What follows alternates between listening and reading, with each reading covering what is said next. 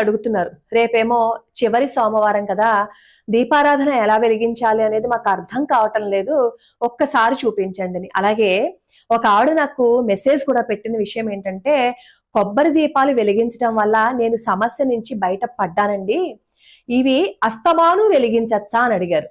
కార్తీక మాసంలో వెలిగించమని ఉంది కాబట్టి మీరు కార్తీక మాసంలో వెలిగించండి. మళ్ళీ మార్గశిర మాసంలో కూడా మనకి ఎన్నో ఇలాంటివి ఉంటాయి కాబట్టి మార్గశిర మాసంలో వచ్చేవి అప్పుడు మనం తెలుసుకుందాం. అయితే రేపు సోమవారం నాడు కొబ్బరి దీపాలు మీరు ఇంట్లో అయినా వెలిగించుకోవచ్చు, లేదు అంటే శివాలయంలో అయినా సరే వెలిగించుకోవచ్చు.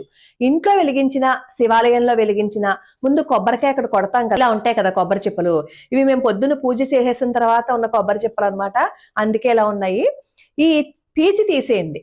మరి దీపం వెలిగించాలి అంటే పీచు ఉండకూడదు కదా అంటే నిలబడదు కదా నేల మీద. రెండు చిప్పలకి ఈ పీచు ఉండకుండా ఉంటుంది కదా, ఈ చిప్పలో